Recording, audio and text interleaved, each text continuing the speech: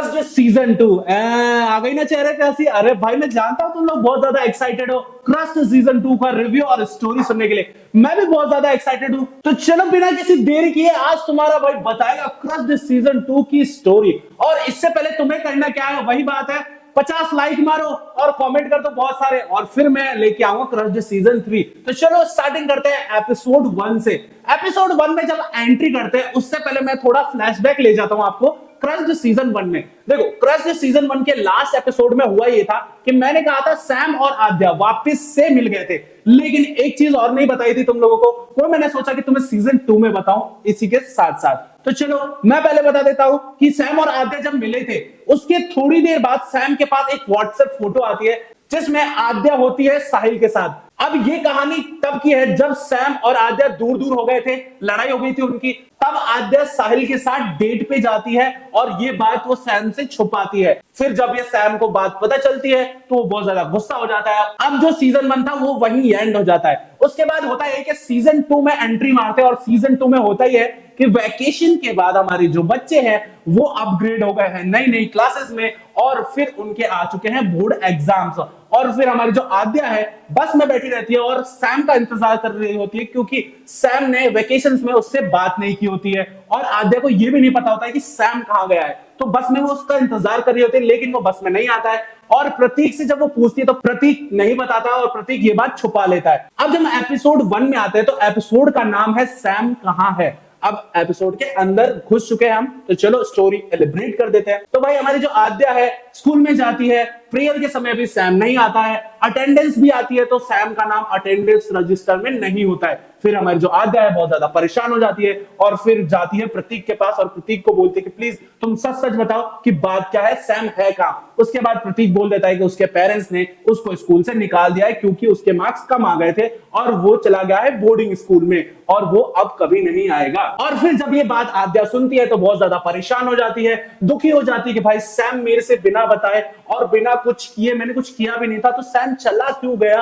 और फिर ये सोच सोच के बहुत ज्यादा परेशान हो जाती है, डिप्रेस हो जाती है और उसका पढ़ाई में भी मन नहीं लगता है। ना तो वो ये बात अपनी मम्मी को शेयर करती है ना अपने फ्रेंड्स को बताती है। और फिर जब साहिल से मिलती है तो साहिल को भी गुस्सा दिखा देती है। तब ये सब चल ही रहा होता है तो सैम के पापा स्कूल से टीसी लेने आए हुए होते हैं सैम की। आद्या सच सच पूछ लेती है कि आपने सिर्फ मार्क्स कम आए तो स्कूल से क्यों निकाल दिया, यहाँ पे बहुत सारे स्कूल से दूसरे स्कूल्स में डाल देते, बोर्डिंग में क्यों भेज दिया उसको। तब सैम के पापा बोलते हैं कि वो खुद की मर्जी थी, हमने उसको स्कूल से नहीं निकाला, वो बिल्कुल डिप्रेस हो गया था और कुछ भी नहीं बताता था हमें, और वो दूसरे स्कूल में जाने की बात की उसने और वो चला गया। उसके बाद ये जो एपिसोड है वहीं एंड हो जाता है और हमारी आद्या बेचारी सैम के बिना रहने लग जाती है। और इसी के साथ साथ हमारा जो प्रतीक है जो सैम का बेस्ट फ्रेंड है, प्रतीक को सैम बहुत ज्यादा याद आ रहा होता है, बहुत ज्यादा। भाई दोस्ती हो तो ऐसी। ये फर्स्ट एपिसोड देख के मुझे बहुत ज्यादा दुख हुआ कि भाई अब सैम चला गया, मतलब मेरा फेवरेट कैरेक्टर चला गया, अब मैं कैसे देखूं इस वेब सीरीज को। लेकिन भाई मुझे तुम्हारे लिए वेब सीरीज देखनी थी। मैं आता हूं दूसरे एपिसोड में जिसका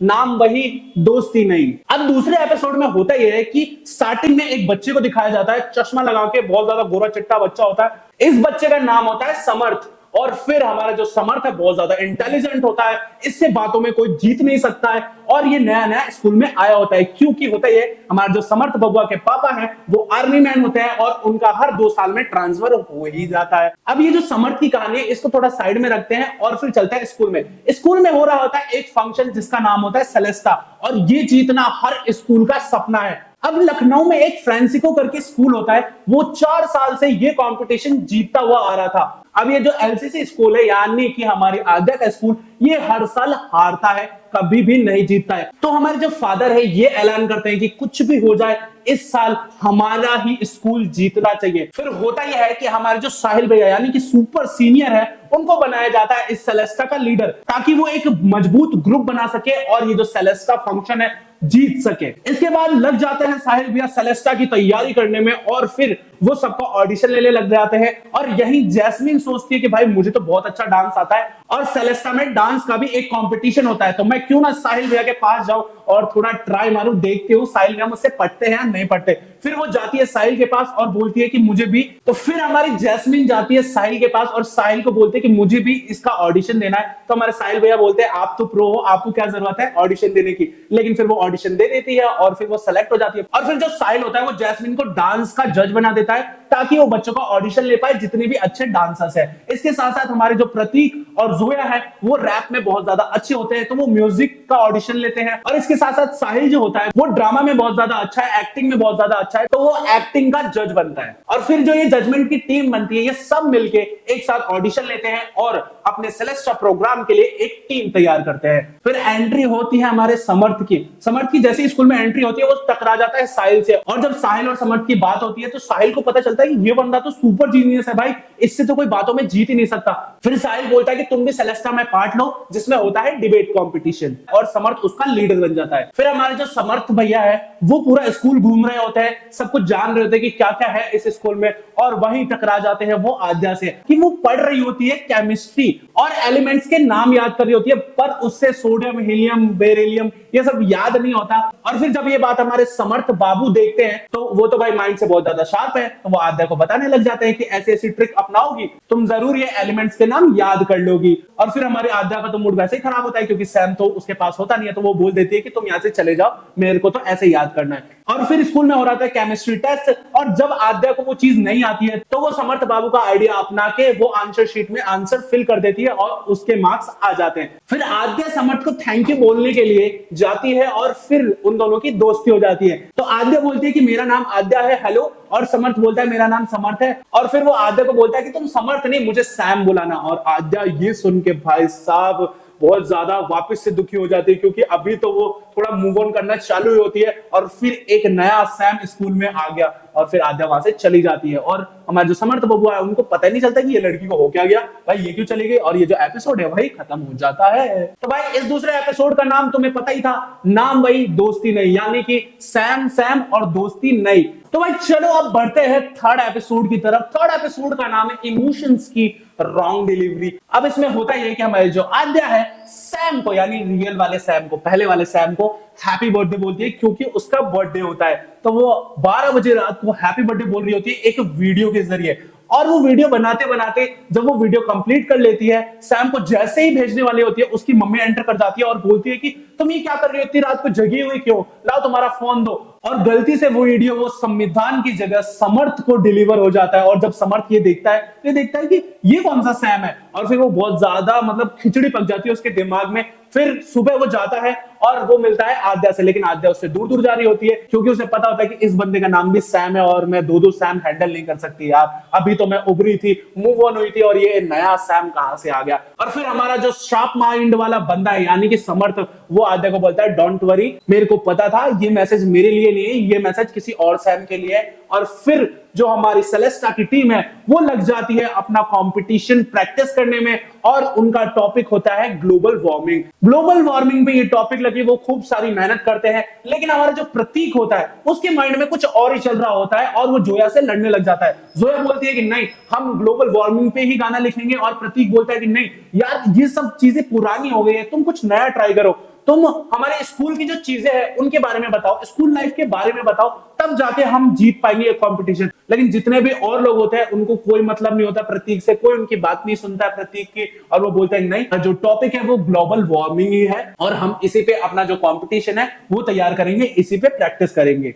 होता ही है कि जब ये सारे कॉम्पिटिशन्स की तैयारी चल रही होती है तो वहां समर्थ को ऑफिस में बुला लिया जाता है और समर्थ अपना फोन छोड़ के चला जाता है। और इसी के साथ साथ जितने भी थोड़े मतलब शैतान बच्चे हैं वो समर्थ का फोन चेक करते हैं और उसमें रीसेंट डिलीट में आद्या का वीडियो मिलता है, और बच्चे करते हैं क्या कि आद्या का वीडियो क्लास ग्रुप में डाल देते हैं और पूरी स्कूल में वो वायरल हो जाता है। तो सारे लोग आद्या पे हंसने लग जाते हैं और उसको बुली करने लग जाते हैं। ये चीज आद्या को बहुत ज्यादा बुरी लगती है और वो समर्थ के पास जाके समर्थ को बहुत बुरा भला सुना देती है, और समर्थ आद्या को समझाने की कोशिश करता है कि मैंने ये वीडियो नहीं डाली, किसी और ने मेरे फोन से डाल दी थी। लेकिन आद्या बिल्कुल भी नहीं सुनती है क्योंकि आद्या ने समर्थ को बाय मिस्टेक सैम का वीडियो भेज दिया था। इस वजह से वो समर्थ पे बिल्कुल भी विश्वास नहीं करती और वो वहां से चली जाती है। और हमारा जो दूसरा सैम है वो बेचारा परेशान हो जाता है और लड़की से पहले ही दिन स्कूल में डांट खा जाता है। और फिर जब हमारी आद्या जाती है अपने घर तो वो मिलती है अपनी स्ट्रिक्ट मम्मी से। लेकिन भाई माँ का दिल है कैसे ना पिघले, माँ उसकी एक कहानी सुनाती है उसको, मतलब अनबनी सी एक कहानी सुनाती है और हमारी आद्या समझ जाती है कि ये कहानी मेरी ही सुनाई जा रही है। और फिर आद्या की मम्मी को प्रतीक की मम्मी बता देती है कि वो जो वीडियो है समर्थ ने नहीं डाली थी, किसी दूसरे बच्चे ने उसके फोन से वायरल की थी। फिर आद्या को एहसास होता है कि भाई मैंने समर्थ को बहुत ज्यादा बुरा भला सुना दिया है, अब मैं कल जाके उससे सॉरी मांगूंगी। और ये जो थर्ड एपिसोड है यही खत्म हो जाता है और हम आते हैं फोर्थ एपिसोड में, जिसका नाम है केमिस्ट्री। अब भाई ये पढ़ाई वाली केमिस्ट्री भी है और वो वाली भी केमिस्ट्री है, तो चलो इस एपिसोड में एंट्री करते हैं। जब हम फोर्थ पार्ट में एंट्री करते हैं तो वही सेलेस्टा को लेके सब ज्यादा एक्साइटेड है, और लेकिन हमारे जो जोया और प्रतीक है हमेशा लड़ रहे हैं इसी डिबेट को लेके। जोया बोलती है मैं ग्लोबल वार्मिंग के टॉपिक पे रैप लिखूंगी, और हमारा जो प्रतीक बोलता है कि नहीं मैं तो भाई दोस्ती पे ही रैप लिखूंगा, क्योंकि मेरा जो सैम दोस्त है, मेरा बेस्ट फ्रेंड, वो चला गया है, इसलिए मैं सोच रहा हूं कि एक बेस्ट फ्रेंड पे रैप लिखूं। और इस लड़ाई में हमारे जो जोया और प्रतीक है फंस के रह जाते हैं। इसी के साथ साथ बढ़ते हैं जैस्मीन के ऊपर। अब जैस्मीन हमारी साहिल भैया के साथ रहने लग जाती है, उनसे बातें करने लग जाती है, और फिर साहिल थोड़ा थोड़ा समझने लग जाता है कि भाई चक्कर क्या है। लेकिन साहिल बिजी होता है लीडरशिप में, क्योंकि उसकी जो टीम है बिल्कुल भी उसके मुताबिक नहीं चल रही, कोई प्रैक्टिस में ध्यान नहीं देता, सब फोन में लगे हुए होते हैं।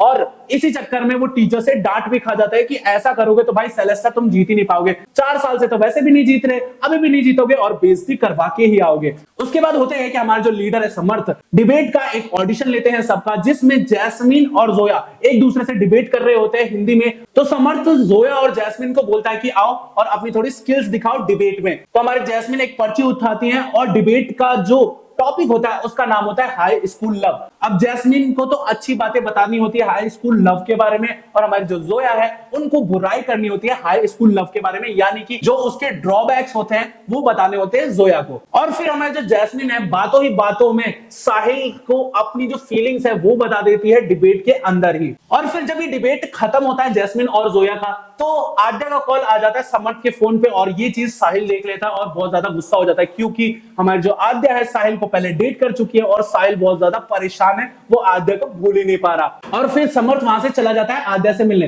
तो आद्या और समर्थ बात कर ही रहे होते हैं कि हमारे जो समर्थ भाई है उनकी मम्मी का कॉल आता है, वो बोलते हैं कि मार्केट से ये चीज ले आना। लेकिन हमारे जो समर्थ है उनको ये चीज पता नहीं होती कि वो मार्केट का है। तो हमारी आद्या बोलती है कि तुमको ये मार्केट नहीं पता, तो तुम लखनऊ घूमे ही नहीं अभी तक, और तुम अगर मैप के तरीके से चलोगे तो तुमको लखनऊ बिल्कुल भी अच्छा नहीं लगने वाला।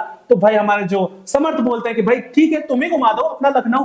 फिर वो दोनों घूमने निकल जाते हैं सैटरडे के दिन। उसके बाद हमारी जो आद्या और सैम के बीच डील होती है कि ठीक है मैं तो अपना लखनऊ घुमा दूंगी, और समर्थ बोलता है कि तुमको पोएट्री का बहुत ज्यादा शौक है तो क्यों ना तुम पोएट्री सुना। लेकिन हमारी जो आद्या है सैम की वजह से बिल्कुल परेशान है, क्योंकि वो सैम के लिए पोएट्री लिखती थी, अब वो पोएट्री लिखना नहीं चाहती और पोएट्री का नाम भी नहीं सुनना चाहती, क्योंकि उसको उस चीज से नफरत है। और फिर हमारा जो समर्थ भैया है वो बोलता है कि अगर तुम मुझे पोएट्री सुनाओगी तभी मैं तुम्हारे साथ घूमने जाऊंगा। और वो सैटरडे को घूमने निकल जाते हैं, बहुत सारी चीजें बहुत सारी मस्ती करते हैं। और फिर समर्थ बोलता है कि चलो तुम कुछ भूल रही हो, तुम अपनी पोएट्री सुनाओ। लेकिन हमारी जो आद्या है वो बोलते हैं कि नहीं मेरा बिल्कुल भी मन नहीं है, मैं कभी और सुनाऊंगी। उसके बाद जो हमारा समर्थ है वो बोलता है कि ये जो कभी और है ना कभी नहीं होना चाहिए, और तुम मेरे को नेक्स्ट टाइम जब मिलोगी तो ये जो पोएट्री है तुम जरूर मुझे सुनाओगी। तो हमारी जो आद्या है वो डील कर लेती है, और फिर हमारा जो समर्थ है वो गायब हो जाता है। कहाँ? गोला खाने। अब गोला खाने क्यों गायब हो जाता है? क्योंकि उसे भी गोला बहुत ज्यादा पसंद होता है, और हमारा जो सैम था पहले वाला सैम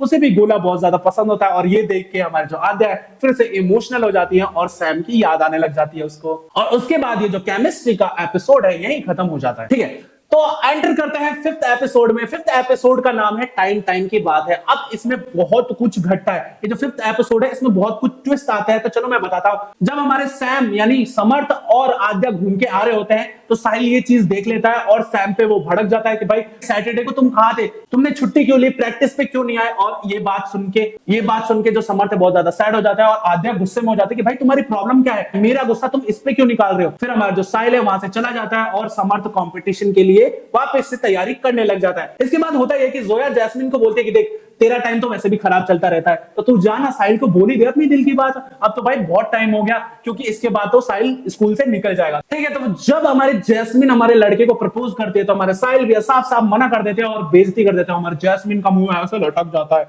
और फिर होता यह है कि हमारा जो लड़का है बहुत ज्यादा स्मार्टर है जैस्मिन से भी, लेकिन जैस्मिन भी भाई कम नहीं है, क्योंकि वो स्कूल के सबसे टॉप मोस्ट पॉपुलर गर्ल होती है। और हमारी जो जैस्मिन डांस की लीडर होती है वो अपना नाम हटा लेती है और जो डांस का ग्रुप है वो वैसे ही बिखर जाता है। अब भाई ऐसे ही बहुत सारी प्रॉब्लम्स आई थी। एक प्रॉब्लम और आ जाती है कि हमारे जो सर है, जो ग्लोबल वार्मिंग का टॉपिक जमा कराने वाले थे, वो टॉपिक वो जमा ही नहीं कराते। वो बोलते कि भाई अभी तो बहुत टाइम है, आराम से करा देंगे। तो हमारा साहिल बोलता है कि भाई सर आपने 1 महीने से कराया नहीं है, अब 1 महीना और बचा है सेलेस्टा को आने में, आप जल्दी से ग्लोबल वार्मिंग का टॉपिक जमा करा दो वरना लेट हो जाएगा। हमारे जो समर्थ है वो दिमाग लगाते हैं कि क्यों ना मैं आद्या को एक ओपन माइक क्लब में ले जाऊं और उसकी जो पोएट्री है सुनूं। फिर हमारे जो समर्थ है बीमारी का बहाना बना के, आद्या की मम्मी बीमार है ये बोल के आद्या को स्कूल से बाहर निकालते हैं और ले जाते हैं ओपन माइक। और जहां पे हमारी जो आद्या है इतना अच्छा परफॉर्म करती है, इतना अच्छा परफॉर्म करती है कि भाई जितने भी बुजुर्ग लोग हैं सारे उसके सपोर्ट में आ जाते हैं और उसके लिए क्लैपिंग करते हैं और उसका जो वीडियो होता है वो बना के इंटरनेट पे छोड़ देते हैं। और उसके बाद जो वो वीडियो है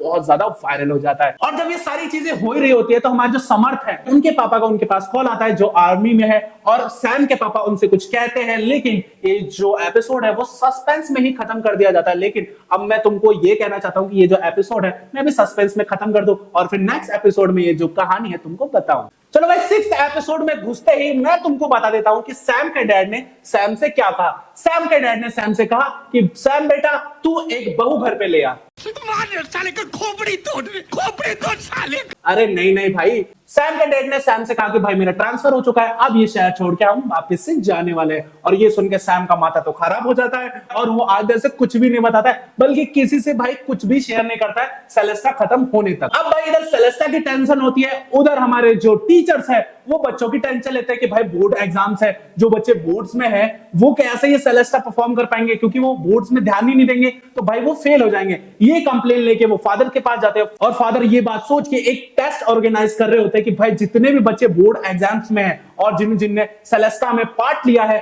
वो एक एग्जाम देंगे और जिसके भी 65% से नीचे आएगा वो सेलेस्टा में पार्टिसिपेट नहीं कर सकता है। फिर ये बात सुन के हमारा जो प्रतीक है उसका माथा घूम जाता है कि वो तो पढ़ाई में बिल्कुल खराब है और इस बार तो सैम भी नहीं है उसके पास कि वो उसकी मदद करे। फिर हमारा जो प्रतीक है साहिल भैया से बोलता है कि साहिल भैया मैं तो बहुत ज्यादा परेशान हूं, आज तक 65% से ऊपर नहीं आया, मैं फेल हो गया तो भाई क्या होगा। और फिर जोया और प्रतीक लग जाते हैं वापस से एग्जाम की तैयारी में, एग्जाम की तैयारी करके, और जब वो एग्जाम देते हैं तो सारे बच्चे एग्जाम में पास हो जाते हैं और उसके बाद आते हैं हम सेलेस्टा पे। अब भाई सेलेस्टा में आ जाता है एक ट्विस्ट, हमारे जो सर हैं उनकी आलसपन के वजह से जो ग्लोबल वार्मिंग का टॉपिक है वो सबमिट नहीं हो पाता है और जो स्कूल 4 साल से जीत रही होती है वो ग्लोबल वार्मिंग का जो टॉपिक है वो उठा लेती है। अब भाई हो क्या, बचे हुए हैं सेलेस्टा के सिर्फ 3 दिन। अब हमारा जो साहिल है बहुत ज्यादा उसका दिमाग खराब है क्योंकि एक तो जैस्मिन भी छोड़ के जा चुकी है, जो डांस का ग्रुप है पूरा का पूरा बिखरा पड़ा है क्योंकि हमारी जो जैस्मिन थी उस ग्रुप की लीडर थी। हमारे जो प्रतीक और जोया है वो अभी तक लड़ रहे हैं कि भाई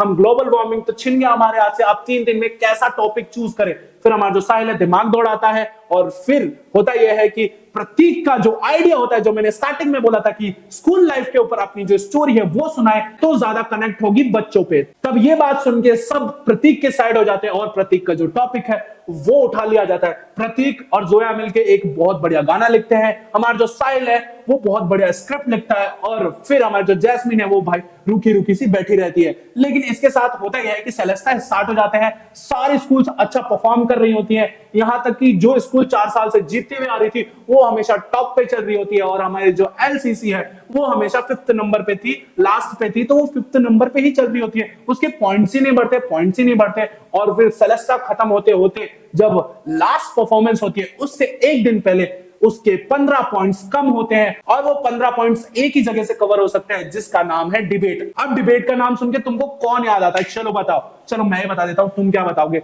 डिबेट का नाम सुन के एक ही जना याद आता है जिसका नाम है समर्थ। अब हमारे जो समर्थ भैया हैं उनसे कहा जाता है कि भाई कुछ भी हो जाए तुम ये कंपटीशन जीत जाओ वरना हमारा जो एलसीसी है दोबारा से हार जाएगा। और फिर आद्या समर्थ को मोटिवेट करती कि भाई कुछ नहीं होगा तुम ही जीतोगे। लेकिन हमारे समर्थ के दिमाग में तो ट्रांसफर वाली बात घूमती रहती है कि अगर इन सबको जब पता चलेगा कि मेरे पापा का ट्रांसफर हो गया है तो क्या होगा सबका हाल और कैसे बताऊंगा मैं आद्या को।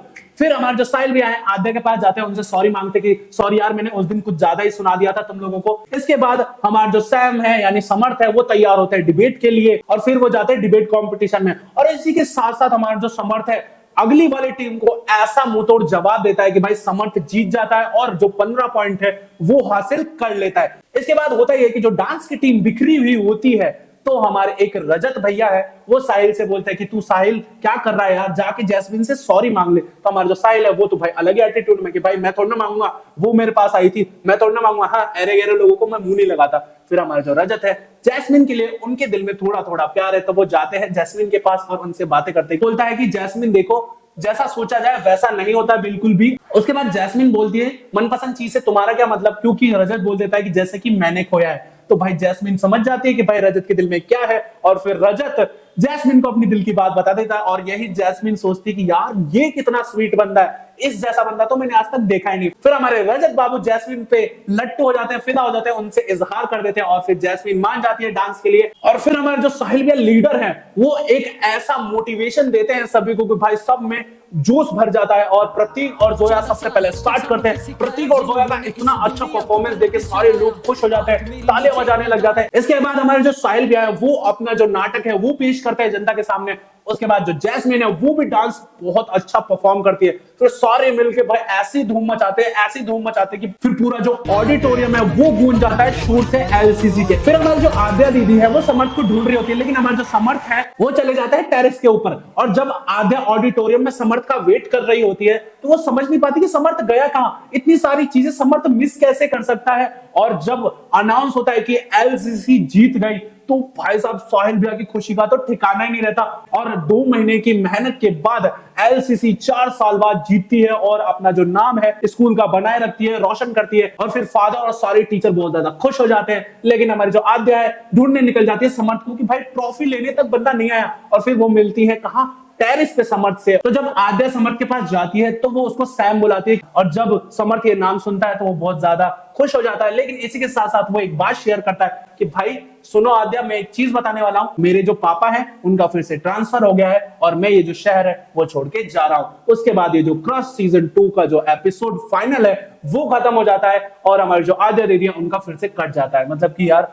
सॉरी आद्या दीदी, हमारी जो आद्या दीदी है उनके साथ फिर से धोखा हो जाता है, और आद्या दीदी वापस से डिप्रेशन में चली जाती हैं या नहीं जाती हैं, ये सीजन 3 देख के पता चलेगा। अब सीजन 3 के लिए तुम लोग वेट कर रहे हो और मैं भी वेट कर रहा हूं, तो तुम लोगों को करना ये है कि भाई लोग मेरा सपोर्ट करो और मुझे वोट में जिताओ। नहीं नहीं नहीं, मेरे ये जो चैनल है उसको सब्सक्राइब करो और रखो सब्सक्राइब करके, क्योंकि जो सीजन 3 है वो बहुत ही जल्दी मैं डालने वाला हूं।